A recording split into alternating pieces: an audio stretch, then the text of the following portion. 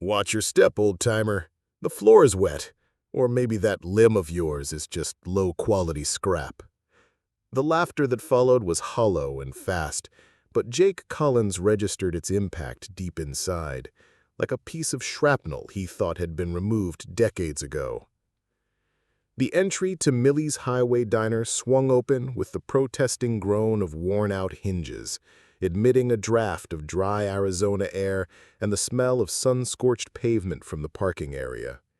Midday sun poured across the scuffed linoleum, reflecting off the polished chrome of the stools and the worn checkerboard pattern that had witnessed countless pairs of boots, heels, and the dust of the open road.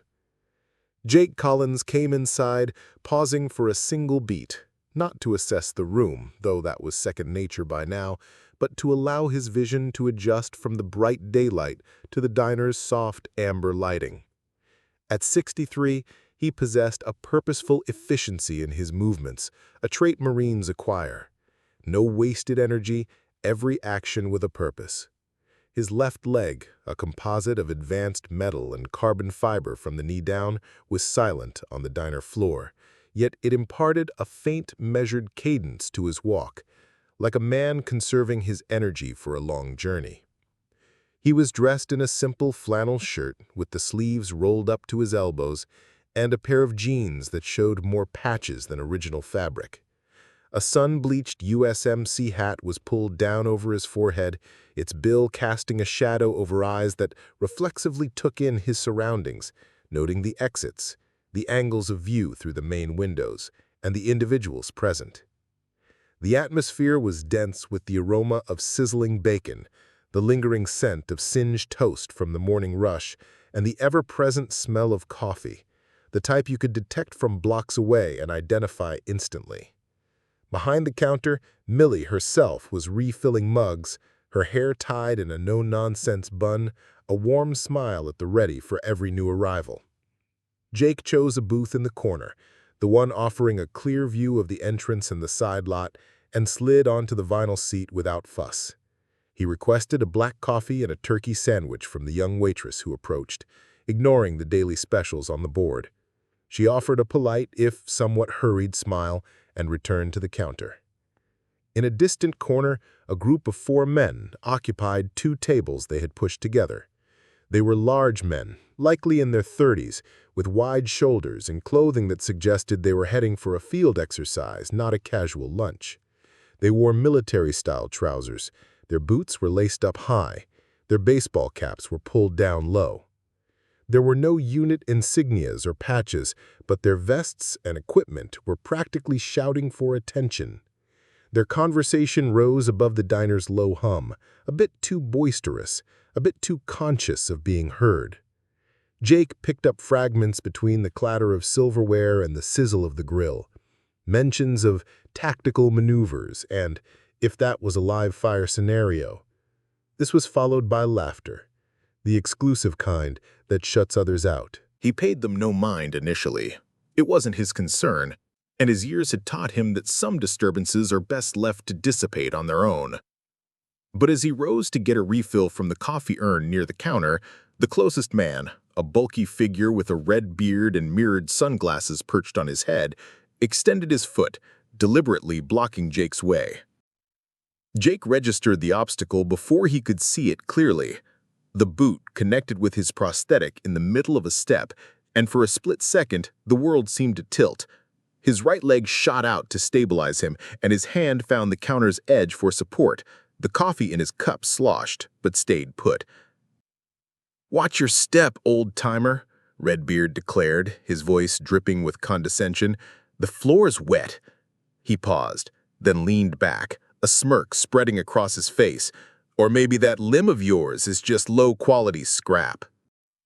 The second bout of laughter came from the man opposite him, younger, with tattooed forearms, his eyes checking to see if the others were watching.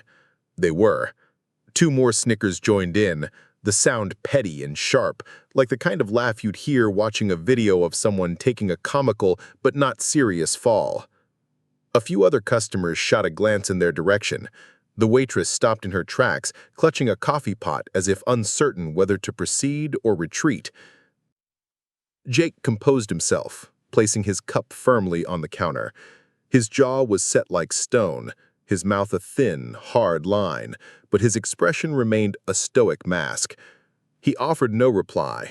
He didn't even acknowledge them with a look. Years of experience had taught him that a certain kind of silence could be more cutting than any angry retort. That silence now became his armor, deflecting the cheap, stinging barbs of their words. Yet the fire was lit. Not embarrassment, not quite. It was more like the slow, simmering heat of patience being tested, the kind that threatens to boil over if left unchecked. He'd faced ridicule before, been misunderstood before.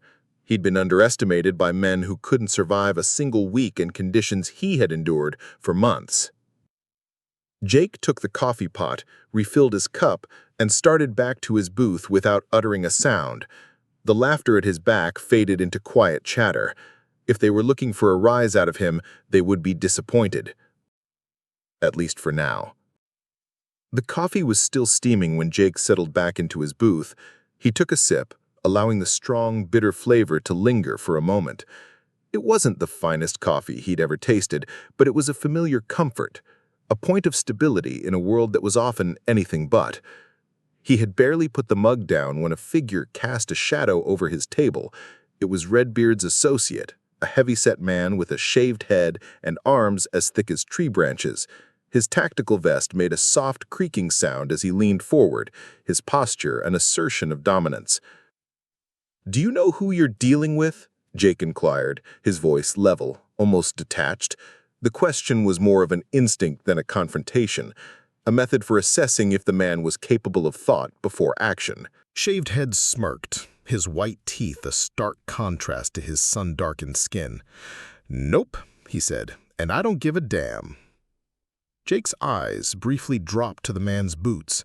They were dusty, but not with Arizona dust, and scuffed, but not worn in the way that miles of hard terrain would wear them. He looked back up, his silence carrying a palpable weight. "Very well," Jake stated softly, and began to rise. But the man refused to yield the path. He stood his ground, feet planted as if to claim the territory. Jake moved to his left. Shaved Head mirrored him. He tried the right. The same result. The smirk on the man's face grew wider. "Going to try and get past me, Grandpa?" The tone was casual, but it carried an undercurrent of aggression, as if seeking a reason to escalate. Jake took a small step forward, closing the distance between them to less than an arm's length. "Just heading back to my table," he said, his voice flat and devoid of emotion. That's when the shove happened. It wasn't a light push or a misstep. It was a hard, intentional push to his chest. The coffee in Jake's cup surged over the rim, splashing a dark stain across the counter behind him. The low hum of the diner was shattered by audible gasps. Nearby, a fork dropped onto a plate with a loud clatter. Two of the men still at the conjoined tables let out sharp, thin laughs in the ensuing quiet. Jake's feet held their ground. His body was long conditioned to absorb force without yielding. He didn't stagger or flail for balance. He simply stood, one hand by his side, the other still holding the coffee mug steady despite the spill. His focus was fixed, not on Shaved Head's face, but somewhere beyond him, as if the man was just an object to be noted, not engaged with. From across the room, another man had been observing, not casually, but with the intense focus of a hunter waiting for the perfect moment. Mason Ward was seated by himself, one leg extended under his table, a bowl of chili before him. His spoon had been moving slowly, methodically, but his eyes had been locked on Jake the entire time. Ward's face was etched with the kind of lines that only come from time spent in the line of fire, deep creases around his eyes, a jaw that looked like it was carved from stone. The moment Jake had entered, Mason had recognized him. It wasn't just the limp, so subtle it was nearly invisible to the untrained eye, but the way he settled into his seat, the way his gaze had swept the room without being obvious. The man was older now. His hair shot through with silver, But it was him. Kandahar, 2009. The memory surfaced with the stark brilliance of a distress flare in the night. The ear-splitting blast of a rocket-propelled grenade, the intense heat from the flames consuming twisted metal, the smell of burning fuel, sand, and blood. Mason was trapped under the twisted frame of a Humvee, his leg crushed, barely conscious and inhaling smoke. He recalled the absolute chaos, shouts, gunfire, the air thick with dust, and then a figure materializing out of the turmoil, moving with unwavering resolution. Jake Collins. Collins had pulled him from the burning vehicle, dragging him across exposed ground as bullets whizzed past their heads. Mason had been certain they wouldn't make it to cover, but they did. Jake got him to a safe position, then immediately went back for two others, one of whom was on the brink of death. Mason awoke in a field hospital several days later, his first coherent memory being a medic telling him about the Marine who had carried him through that inferno and had lost the lower half of his own left leg in the process. He had never laid eyes on Jake since, not until today. Mason placed his spoon down silently. He reached into his jacket pocket, took out his phone, and with deliberate speed typed a brief message. No context, no long explanation, just a two-word phrase that only a select few would understand. Code Honor. Diner on Route 17, now. He pressed send. The phone disappeared back into his pocket.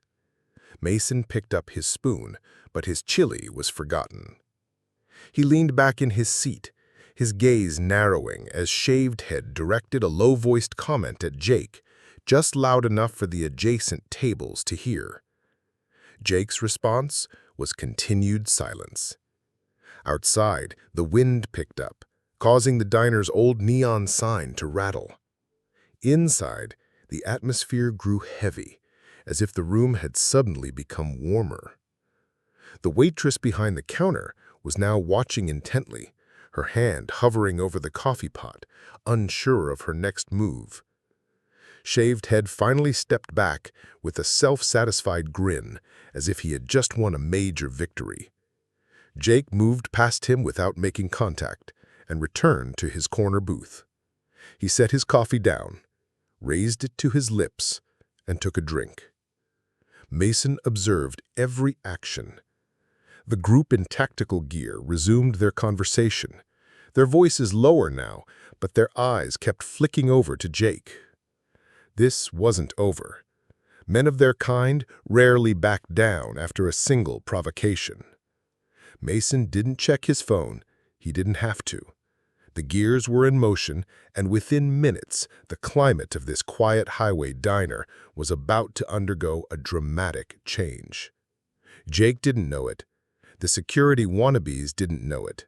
But something was already in transit. For the following 10 minutes, the diner settled into a peculiar state. The sounds of forks on plates, coffee being poured, and hushed conversations continued. But it was a tense quiet, the kind that precedes a storm, where everyone senses something is about to happen. Jake remained in his booth, his posture at ease, but not unguarded.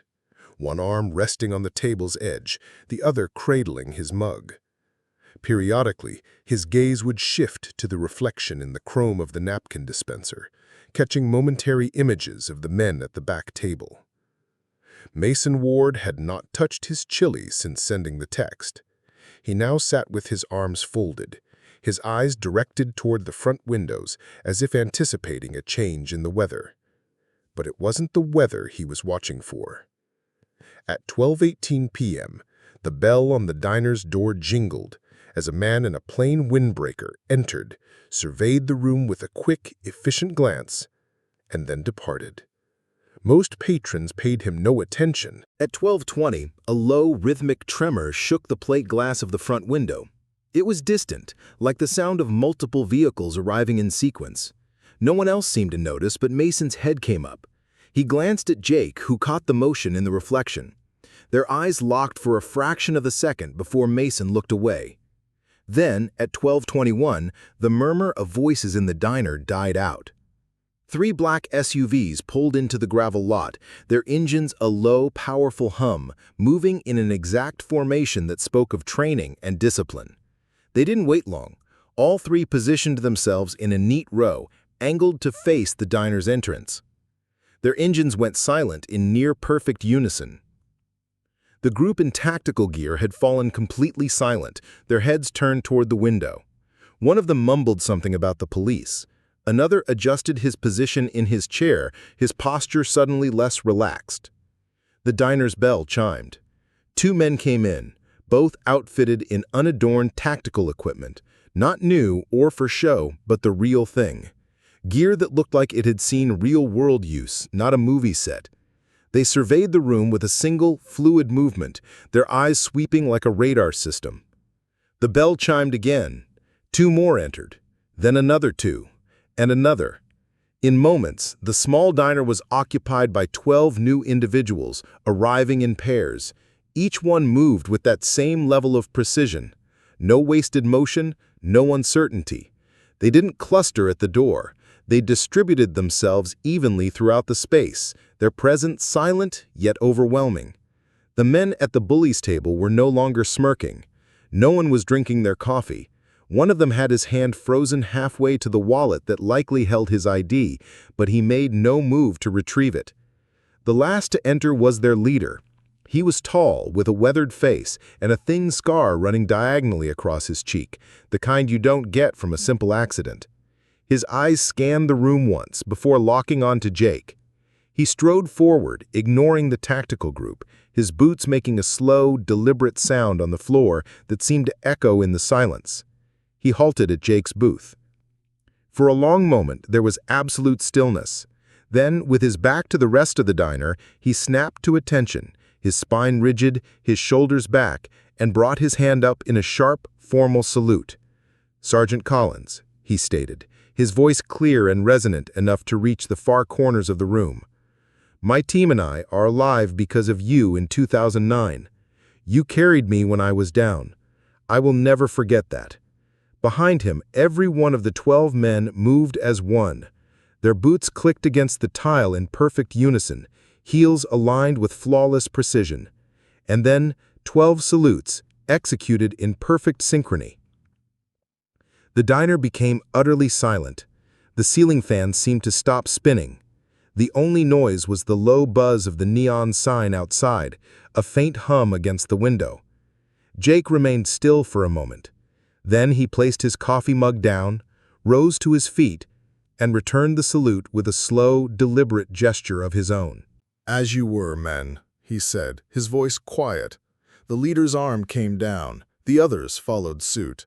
Nothing more was said, nothing more was needed. But the message was clear on every face in the room. The men who had been laughing at Jake just an hour before were now in the presence of something far beyond their comprehension, a brotherhood forged in circumstances they'd never known, among men they could never hope to be. The waitress stood paralyzed behind the counter, a hand covering her mouth, her eyes glistening. Millie herself had emerged from the kitchen, still holding her apron, frozen in the doorway. Mason Ward finally stood up from his booth. He moved without haste, with the calm assurance of a man who had no need to prove himself, except perhaps to the 4 men in the back, who now seemed to have shrunk in their seats. The entire atmosphere of the diner had transformed. What had begun as an ordinary lunch had evolved into something more profound, a tribute, a silent judgment. And for the first time since Jake Collins had walked in, the room was quiet, for all the right reasons. Mason arrived at the table of the tactical group and paused, allowing the weight of the silence to settle on them. He let his gaze travel from one man to the next, slowly, not with aggression, but just long enough to make each of them uncomfortable. "You put your hands on a decorated United States Marine," he said at last, his voice even, but as unyielding as rock. "A man who earned the Silver Star, in a public establishment. He let the statement linger. Does that make you feel strong? There was no response. Somewhere near the counter, a fork scraped against a plate, the sound jarring in the stillness. The most imposing of the newly arrived soldiers stepped out from the formation, his sheer size filling the aisle between the booths. His physique was a testament to years of carrying heavy loads in hostile environments, and his gaze conveyed the same message. "You have two choices," he stated, his voice deep and steady. "You can offer a sincere apology right now, or we can take this conversation outdoors and you can demonstrate if your so-called training is a match for your attitude." He didn't raise his voice. He didn't have to. The menace was not in his tone, but in the absolute certainty behind his words. The apology came quickly, the words stumbling out. "We meant no disrespect, sir. I had no idea who he was. It was just a joke." But the performance was irrelevant. The disrespect had been shown, and the onlookers, the entire diner, had already passed their judgment. Near the front door, a cell phone was now recording, its small red light reflecting off the window. Then a second phone was raised, and a third. Millie stood in the kitchen doorway, her hand still clutching her apron, her expression unreadable. The waitress with the coffee pot remained behind the counter, her eyes wide. A couple in a booth near the door whispered to one another, their gazes shifting between Jake and the disgraced men. In a matter of hours, those video clips would spread across the internet. Special Forces honor Marine after public shaming, accompanied by captions filled with righteous anger. But in that moment, within the diner, the change was more subtle. The security wannabes pushed their chairs back and got to their feet, but not with any haste. They avoided looking at Jake, avoided looking at anyone, and made for the exit with the awkward rigidity of people who know they are being watched and condemned. The bell above the door jingled as they departed, the sound almost like a taunt in the quiet that remained. Jake settled back into his booth without speaking.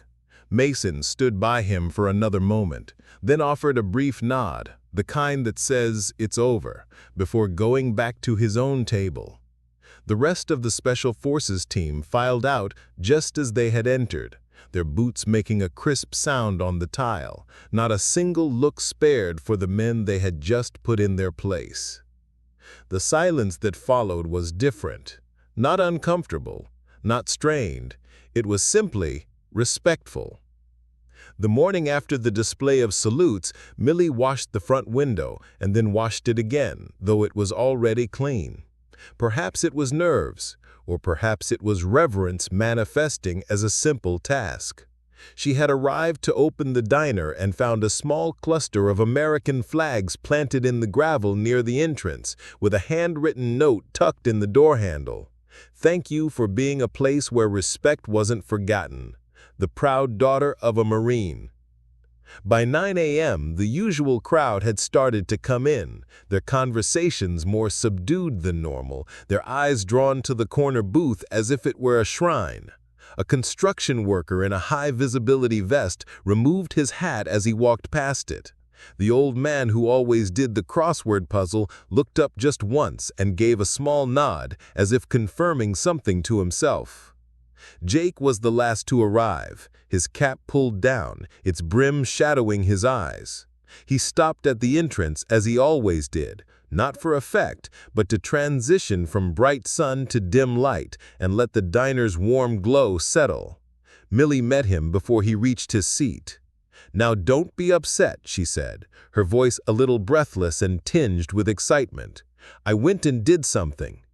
On the wood-paneled wall above his booth, a newly installed bronze plaque reflected the light. "Reserved for Staff Sergeant Jake Collins, a place built on respect." There was no date, no list of accomplishments, just his name and a declaration. Jake's mouth fell open, then shut. He looked at the plaque as if it was meant for someone else. "Millie," she replied. "It's for everyone who needed to witness what happened yesterday, and for all those who needed to be seen." She gave his forearm a gentle squeeze and added in a lower voice, "Please let me have this." He let out a long breath, a knot of tension in his chest finally loosening. "All right."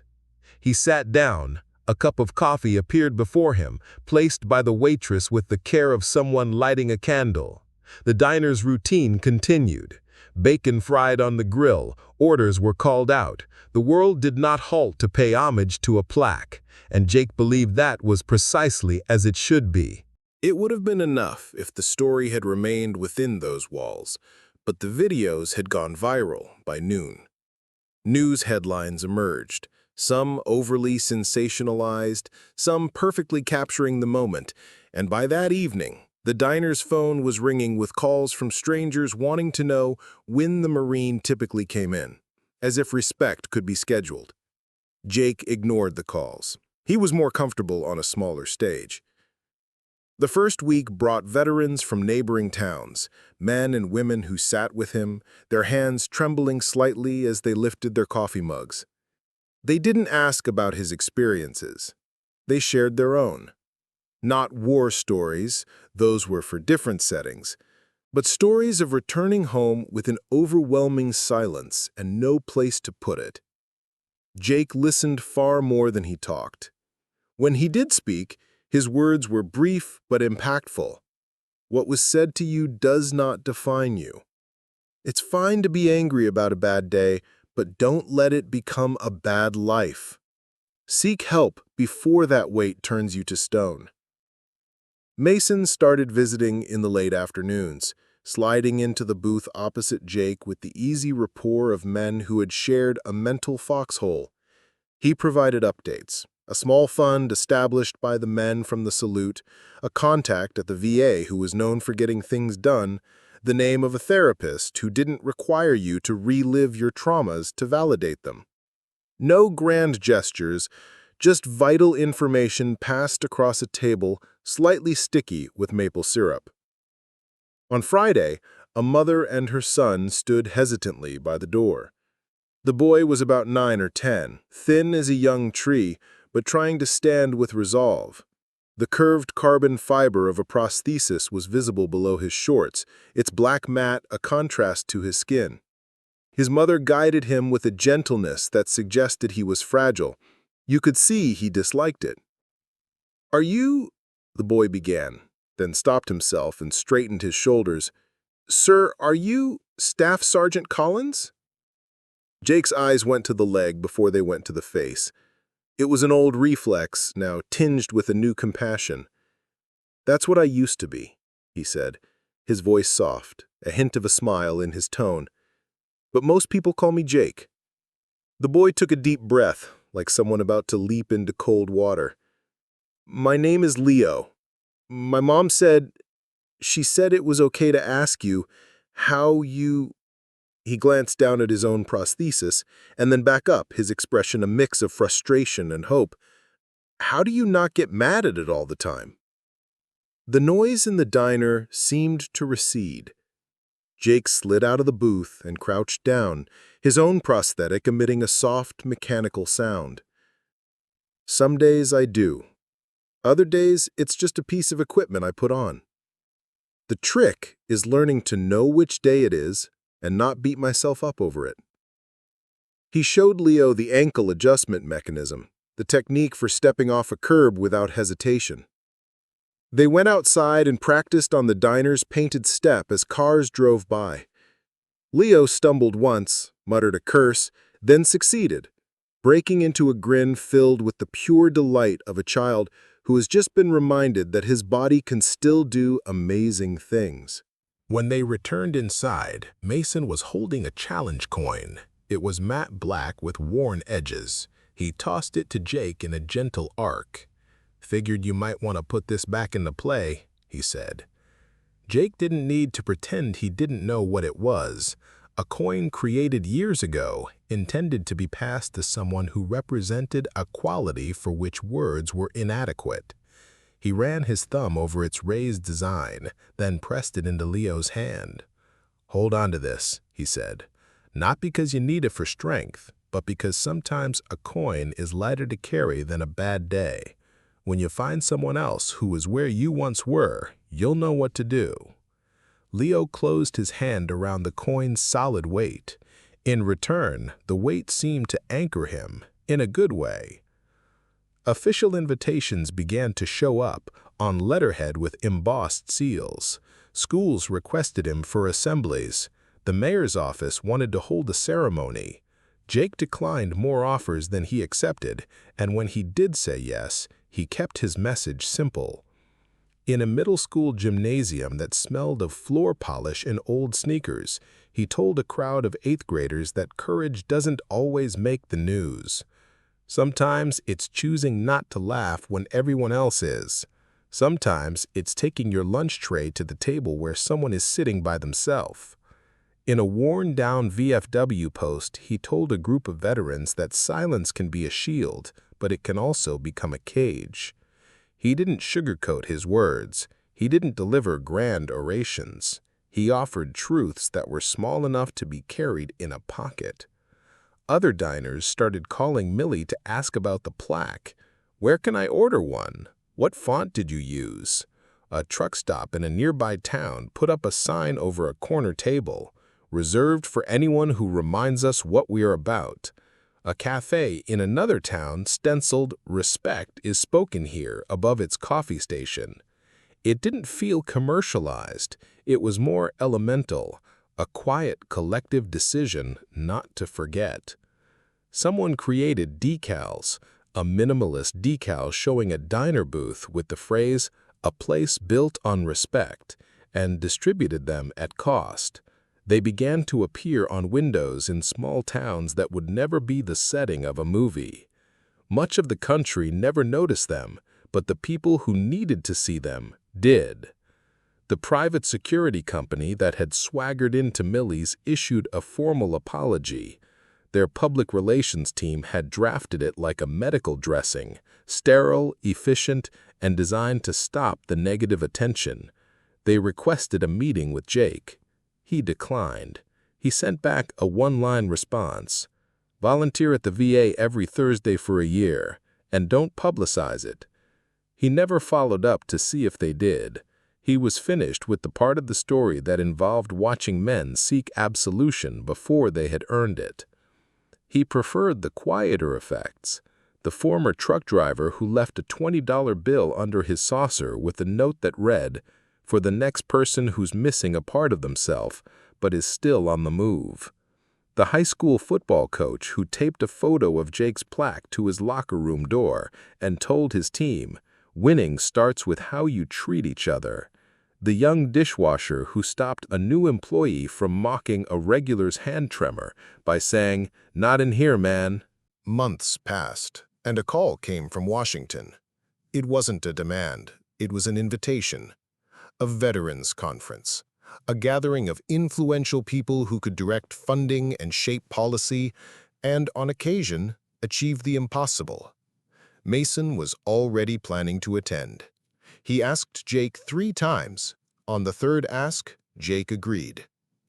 On a cloudy D.C. morning, the lights in the hotel ballroom felt overly bright, and the thick carpet muffled all sound. Banners and bland corporate colors hung on the walls. Men and women in suits and military dress uniforms gathered near coffee stations, exchanging business cards and promises. Backstage, a technician attached a small microphone to Jake's shirt. His hands were firm, but he rolled his shoulders once, like a man recalling the feel of a heavy pack. Mason stood nearby, arms crossed, his face a study in patience. "Don't try to make me sound important," Jake murmured. "Wouldn't dream of it," Mason replied, a slight smile touching his lips. They had planned a small surprise for him. When Jake walked onto the stage, the applause was polite at first, then it swelled. But it was the second row that caught his breath. Leo was there, his hair neatly combed, sitting next to his mother, who wore a dress that seemed to make her stand taller. In Leo's hand, the black coin shined. Jake didn't go to the lectern right away. He walked to the front of the stage, knelt down, and held out his hand. Leo put the coin in his palm, then turned his own hand over. He held a different coin, Not black, not from the military.